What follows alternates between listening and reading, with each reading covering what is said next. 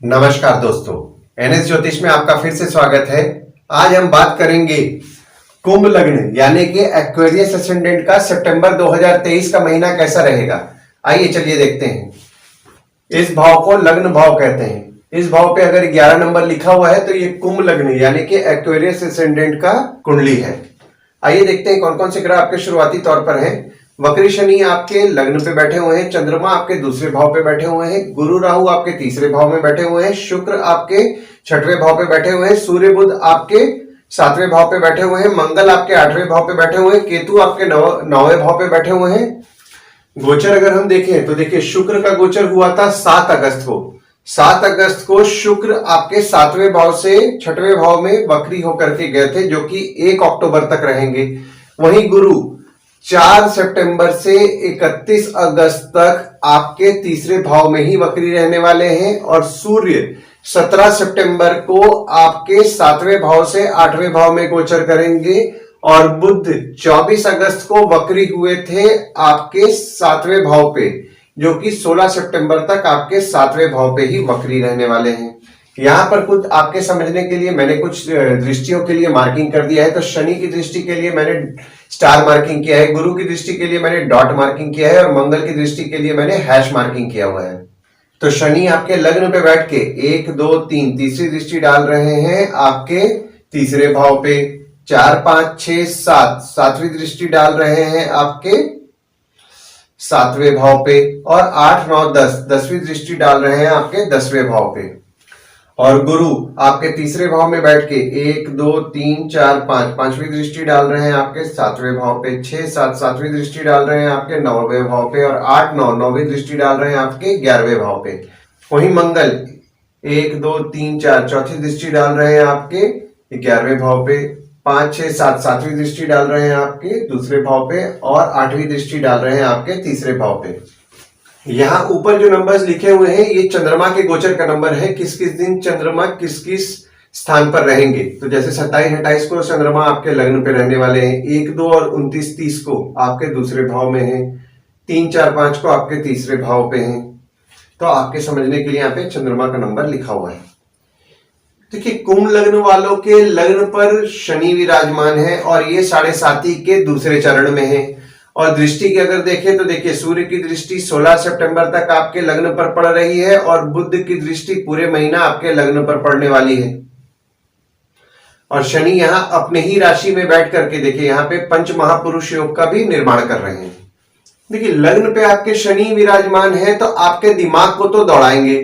और यहां पर जो शनि विराजमान है आपके 12वें भाव के स्वामी आपके लग्न पर विराजमान है, तो आप अपने खुद पर कुछ ज्यादा खर्च कर भी रहे होंगे और अभी आपका आपके काम पर भी खर्च हो रहा होगा। दूसरे भाव में आपके चंद्रमा 3 तारीख के सुबह 9:36 तक विराजमान रहेंगे और दूसरे भाव के जो स्वामी हैं आपके तीसरे भाव में विराजमान है और मंगल की दृष्टि आपके दूसरे भाव में इस महीने भी पूरे महीने पड़ने वाली है। देखिए यहाँ मंगल की दृष्टि जो आपके दूसरे भाव पे पड़ रही है वो 30 जून से पड़ रही है और आपने नोटिस किया होगा कि आपका आपके परिवार पे कुछ झगड़ा अभी बढ़ा हुआ है, खासकर 30 जून से। और 22 अप्रैल के बाद आपके छोटे भाई बहन के इनकम में बढ़ोतरी हुई होगी और आपके पराक्रम से आपके धन की वृद्धि भी हुई होगी। तीसरे भाव में आपके गुरु राहु विराजमान है और यहाँ पे मंगल के घर में ही मंगल की दृष्टि पड़ रही है और शनि की नीच की दृष्टि भी आपके तीसरे भाव में पड़ रही है। और जो आपके तीसरे भाव के स्वामी हैं वो आपके 8वें भाव में विराजमान है। देखिए यहाँ पे आपके पत्रिका में जो तीसरे भाव में गुरु चांडाल योग बन रहा था उसमें डिग्री वाइज बहुत ज्यादा डिफरेंस आ गया है। तो अब आपके पत्रिका में गुरु चांडाल योग उतना प्रभावशाली नहीं रह रहा है। देखिए तीसरा भाव होता है स्वयं के पराक्रम का, धैर्य का, डेली के प्रवास का, छोटे भाई बहन का, पड़ोसी का। तो यहां पे देखिए जब आपके लग्न पे शनि आए थे ना 17 जनवरी को, तो उसके बाद से आपका आपके छोटे भाई बहन से कुछ डिफरेंस इन ओपिनियन चल रहा होगा और बढ़ा भी होगा। और जब गुरु 22 अप्रैल को आए हैं तो वो मतभेद कहीं ना कहीं बढ़ा होगा और आपके छोटे भाई बहन के देखिए के भाव में राहु विराजमान है। तो पिछले साल 12 अप्रैल 2022 से आपके छोटे भाई बहन के स्वभाव में थोड़ा आप जिद भी देख रहे होंगे। और 18 अगस्त के बाद आपके छोटे भाई बहन की तबीयत भी कुछ खराब अभी होने की संभावनाएं दिख रही हैं।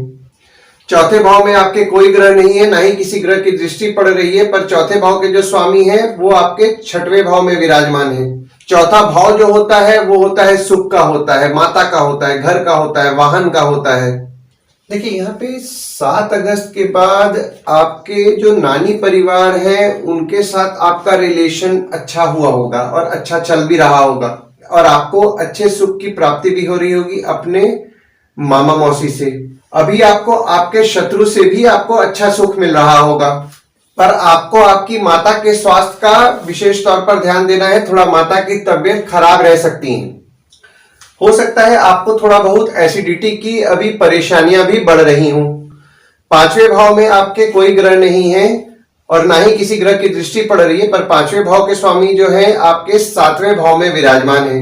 देखिए 5वें भाव से हम जातक का पढ़ाई, प्रेम, संतति देखते हैं कि यहाँ पे कुंभ लग्न वाले के बच्चे जो होते हैं वो बहुत ही ज्यादा अच्छा उनका कम्युनिकेशन जनरली देखा गया है कि उनके जो बच्चे होते हैं बहुत ही ज्यादा बातचीत करने वाले ज्यादातर पाए जाते हैं। देखिए यहाँ पे क्योंकि आपके 5वें भाव के स्वामी आपके 7वें भाव में हैं, तो जो लोग प्रेम विवाह करना चाहते हैं उन लोग प्रेम विवाह के लिए ये समय बहुत अच्छा है। पर अगर आपके स्थायी पत्रिका में भी योग आपके प्रेम विवाह का होना चाहिए तो ही ये आपके लिए फलदायी रहेगा। और इस समय अगर आप अपने शादी का बात चलाना चाहते हैं जिससे आप प्रेम करते हैं तो ये आपके लिए बहुत ही ज्यादा उचित समय है। देखिए ये समय जो है ये प्रेम संबंध के लिए बहुत ही अच्छा समय है। जो स्टूडेंट्स हैं उनका भी उनके पढ़ाई पर अभी अच्छा ध्यान रहेगा, और अभी आपका आपके स्पाउस के साथ भी रिलेशन अच्छा रहेगा। 6वें भाव में आपके वक्री शुक्र विराजमान है, और जो आपका 6वां भाव है वो कर्क का है, यानी कि इसके स्वामी चंद्रमा है। और 6वें भाव पे आपके किसी ग्रह की दृष्टि तो नहीं पड़ रही है, और चंद्रमा आपके 6वें भाव पे 10 तारीख को सुबह 10:36 पर आएंगे और 12 तारीख के रात को 11:01 तक विराजमान रहेंगे। तो यहाँ पे लगभग वही आपको, जैसा मैंने कि आपको पहले भी बताया कि आपके लगभग 3 दिन के लिए विपरीत राजयोग आपका बन रहा है। देखिए यहाँ जो शुक्र विराजमान है वो आपके चौथे और आपके 9वें भाव के स्वामी हैं जो आपके 6वें भाव में विराजमान है। देखिए यहाँ पे 6वें भाव से हम रोग, ऋण, मामा मौसी, पालतू जानवर, नौकर को देखते हैं। देखिए यहाँ पे 7 अगस्त के बाद आपने नोटिस किया होगा कि आपके शत्रु, मामा मौसी से आपको सुख तो मिल रहा है, पर आपके लिए वे लोग किसी ना किसी तरह से लकी भी रह रहे हैं। 7वें भाव में आपके सूर्य विराजमान है, और यहाँ सूर्य अपनी ही राशि में, हालांकि सूर्य देखिए सिर्फ 16 सितंबर तक ही आपके 7वें भाव में रहने वाले हैं, तो आधे महीने के लिए सूर्य यहाँ पे इस महीने में आपके 7वें भाव पे विराजमान है, और बुध भी आपके 7वें भाव में पूरे महीने रहने वाले हैं। और यहाँ पे सूर्य बुध की युति हो रही है, तो बुध आदित्य योग का निर्माण भी हो रहा है। हालांकि इस महीने में सिर्फ 16 दिन के लिए बुध आदित्य योग का निर्माण हो रहा है। और दृष्टि अगर हम देखें तो देखिए आपके 7वें भाव पे गुरु की दृष्टि पड़ रही है और शनि की दृष्टि भी पड़ रही है। देखिए 7वां भाव जो होता है वो होता है स्पाउस का, होता है भागीदार का, होता है जिसके साथ आप व्यापार करते हैं, वो जो बिजनेस पार्टनर होता है उसका होता है। देखिए यहाँ पे जब आपके शनि लग्न पे जब आए थे 17 जनवरी को, उसके बाद से आपके स्पाउस और आपके बिजनेस पार्टनर से आपका थोड़ा बहुत मनमुटाव जो चल रहा था वो आपका 17 जून के बाद उसमें कुछ आपको सुधार देखने मिला होगा।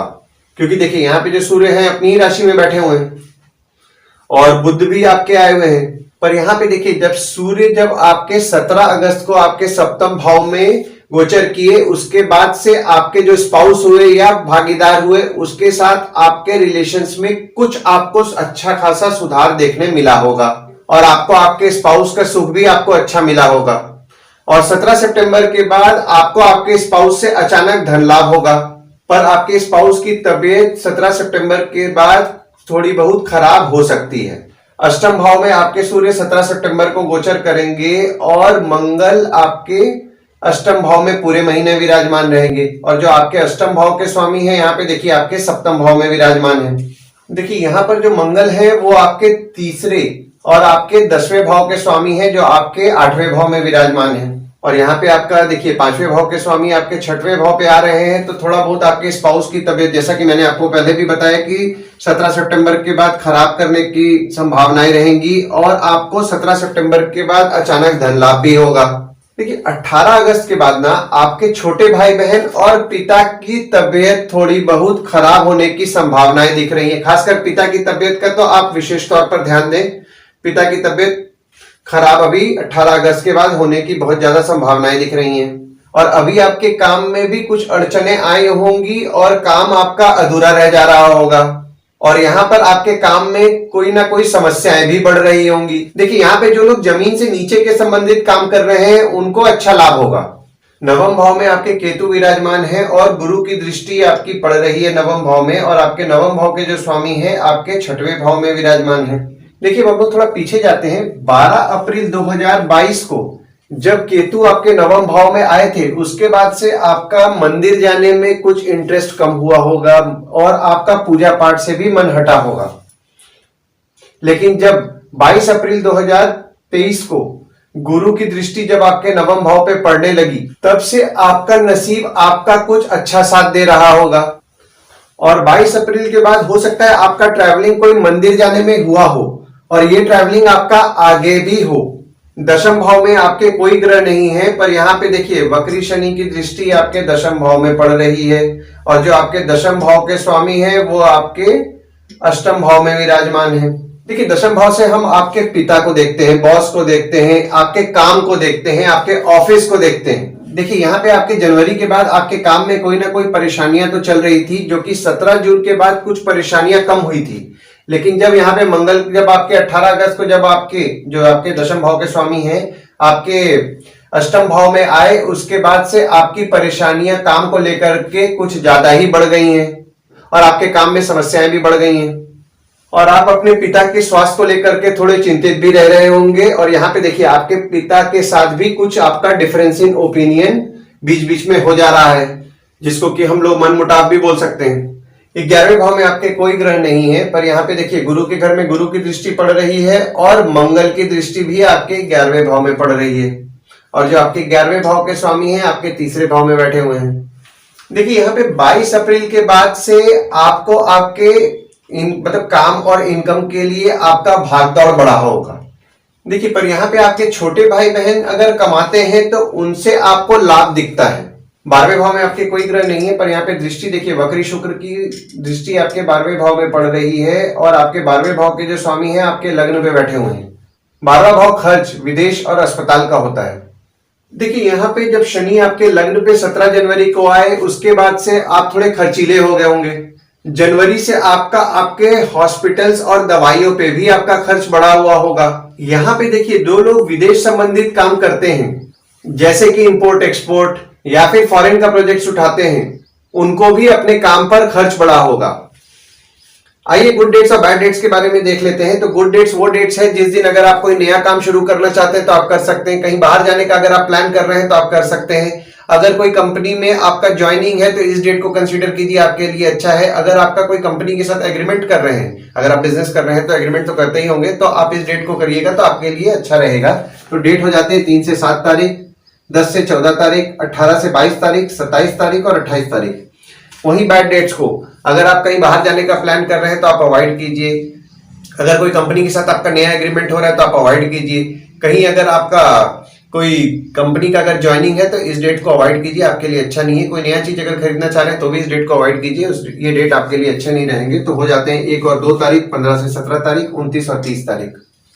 देखिए यहाँ उपाय में आप 7.5 के दूसरे चरण में हैं, शनि की 7.5 में आप दूसरे चरण में हैं, तो आप शनि का जाप तो नियम पूर्वक करें। ओम शं शनिश्चराय नमः का जाप करें। शनिवार के दिन शनिदेव को तेल चढ़ाएं। आप किसी नीडी पीपल को लास्ट सैटरडे खासकर अगर आपसे हो सके तो आप तला छना खिलाएं, तो उससे आपको बहुत ज्यादा फायदा होगा। और गाय को गुड़ खिलाएं, उससे भी आपको बहुत लाभ होगा। ये पूरे महीने आपके लिए अच्छा रहेगा। आशा करता हूं इस वीडियो में दी हुई जानकारी आपको पसंद आई होगी। अगर आप हमें YouTube पे देख रहे हैं और ये वीडियो आपको पसंद आया हो तो इस वीडियो को लाइक करें, चैनल को सब्सक्राइब करें और नोटिफिकेशन बेल जरूर दबाएं। और अगर आप हमें फेसबुक पे देख रहे हैं तो फेसबुक पेज को लाइक करें और फॉलो करें, और ये वीडियो को तो लाइक करना बिल्कुल ना भूलें। धन्यवाद दोस्तों, फिर मिलेंगे एक नए वीडियो के साथ।